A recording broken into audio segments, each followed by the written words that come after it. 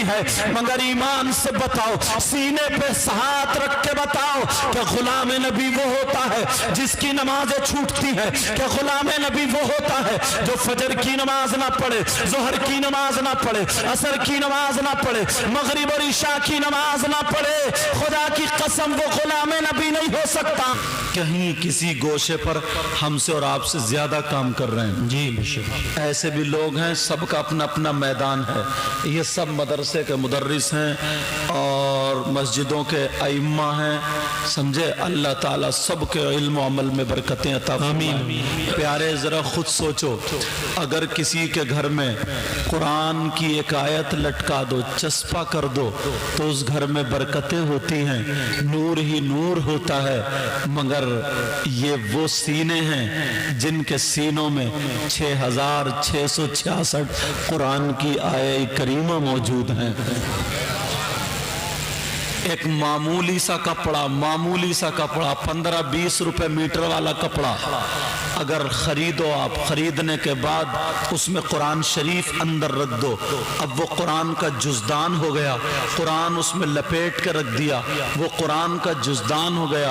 और एक कीमती कपड़ा 500 रुपए मीटर का, 1000 रुपए मीटर का खरीदो, खरीदने के बाद किसी भाई की पैंट बनवा दो, 1 महीने के बाद वो पैंट और 1 महीने के बाद वो कुरान का कपड़ा लाओ। मैं अगर तुम्हें कुरान का कपड़ा दूं तो ढकिया वालों बताओ तुम चूमोगे या नहीं चूमोगे? सारे के सारे चूमेंगे, सीने से लगाएंगे, सर पे लगाएंगे। जबकि 15-20 रुपए मीटर का और 1000 रुपए मीटर का कीमती कपड़ा, क्वालिटी इसकी हाई है, अच्छा कपड़ा है, बहुत महंगा है, तो वो अगर तुम्हें चूमने को दूं तो चूमोगे क्या? बोलो क्यों? थूकोगे। अब मुफ्ती साहब से माशाल्लाह ये बड़ी मोहब्बत करते, इजहार भी कर रहे थे, अल्लाह बरकतें फरमाए। अब सुनो क्यों, अब मुफ्ती साहब से पूछने की जरूरत नहीं पड़ेगी जनाब कि साहब कि हमने चूमा नहीं चूमा, कीमती कपड़ा चूमना चाहिए, उसकी क्वालिटी अच्छी है, मगर नहीं, हर ईमान वाला ये कहेगा हजरत हमें जो है ना कुरान से प्यार है। हम अब इस कपड़े को नहीं देख रहे हैं कि कीमती है या सस्ता है, ये हमारे कुरान से टच हो गया है तो हमारे सर का ताज और आंखों का नूर बन चुका है। तो अब तुम्हें ये नहीं देखना, ये क्या बांधे हो हाथ में? उतारो, चलो खोल देना, खोलो इसको, हटा जाओ, उधर जाओ, खोल देना। और बालों की कटिंग देखियो, अल्लाह माफ फरमाए। चलो अभी शुरू करूंगा, तकरीर होगी बाद में, लेकिन पहले सुनो। अब यार नोट ही देते रहोगे तो फिर मेरी क्या सुनोगे? अल्लाह बरकत फरमाए। अब कोई देने के लिए जल्दी मत आइयो, और अगर आओ तो सैयद साहब को उधर रख दियो, मुझे पता ना चले, समझे, ताकि किसी और का भी नुकसान ना हो। तवज्जो है ना?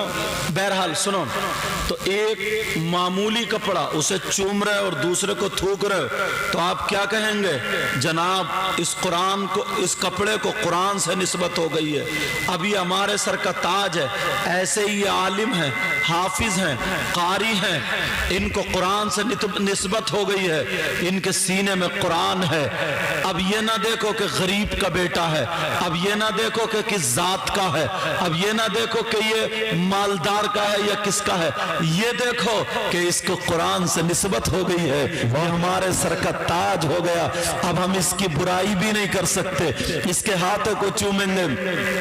अल्लाह के रसूल सल्लल्लाहु ताला अलैहि वसल्लम बयान फरमाते हैं, एक जुमला हदीस में आता है, आलिमन औ मुतअल्लिमन, दोनों का लफ्ज आता है, यानी पढ़ने वाला और पढ़ाने वाला, उस्ताद और शागिर्द, आलिम या तालिबे इल्म।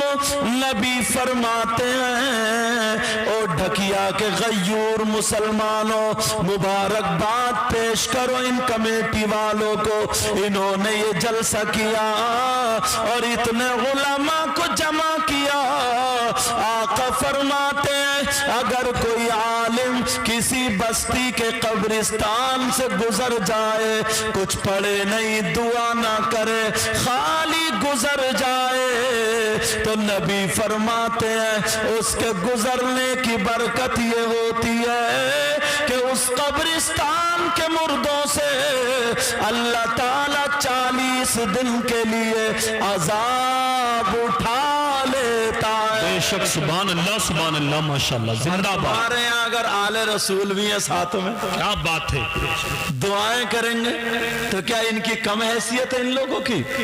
تم کیا سمجھ رہے ہو میں کرسی پہ بیٹھا ہوں سب سے اچھا میں ہی ہوں، اور میں تو یہ سمجھتا ہوں سب سے برا میں ہی ہوں؟ دعا کرو اللہ تعالیٰ مجھے بھی اچھا کر دے اور تمہیں بھی اچھا کر دے۔ خالی سری ہلاتے رہو گے آمین بھی کہو گے؟ مجھے کیا پتا ہے ڈھکیا میں آمین سر سے کہی جاتی، زبان سے کہو نا، کیونکہ زبان پر فتویٰ لگے گا۔ کس پہ فتویٰ لگے گا بولو؟ زبان پر فتویٰ لگے گا۔ مگر یہ ہم نے کہہ دیا کہ ہم سب سے برے ہیں، آپ اپنے آپ کو کہنے کے لیے تیار نہیں ہیں، اپنے آپ کو کہنے کے لیے تیار نہیں۔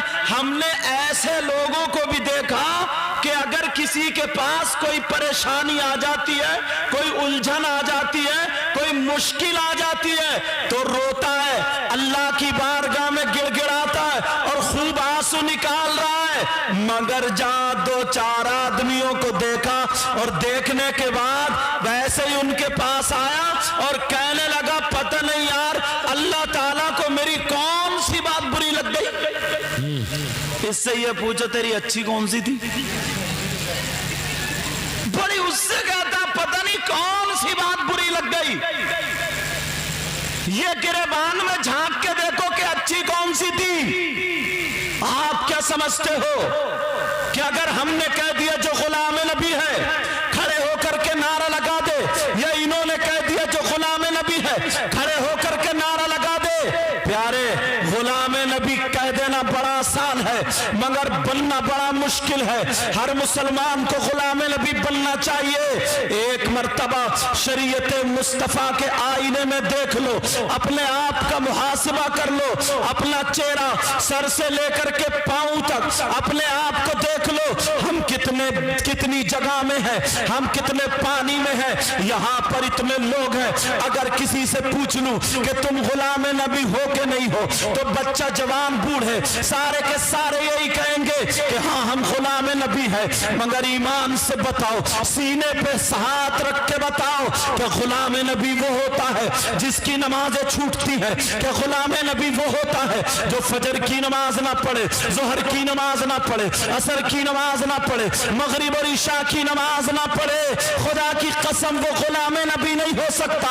وہ چاہے کتنے نعرے لگا لے، چاہے وہ کتنے چیخ لے، چاہے وہ کتنے کود لے، چاہے وہ کتنے باندھ لے، کان کھول کے سن لو، مگر اپنے آپ کو گریبان میں جھانک کر کے بتانا پڑے گا کہ تم فجر کے نمازی ہو، کیا تم ظہر کے نمازی ہو، کیا تم عصر کے نمازی ہو، کیا تم مغرب کے نمازی ہو، کیا تم عشاء کے نمازی ہو؟ اپنے آپ کو دیکھنا پڑے گا۔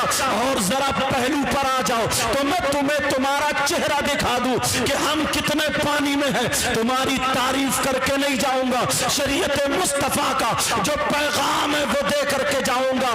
ذرا اپنے کپڑوں کا حلیہ دیکھ لو، اپنے چہرے کا حلیہ دیکھ لو، اپنے بالوں کا حلیہ دیکھ لو، اپنے کھانے کا طریقہ دیکھ لو، اپنے پینے کا طریقہ دیکھ لو، اپنے بیٹھنے اٹھنے کا طریقہ دیکھ لو، اپنی زبان کا طریقہ دیکھ لو، اپنی آنکھوں کا طریقہ دیکھ لو، تو تمہیں پتا چل جائے گا کہ غلام نبی کون ہے۔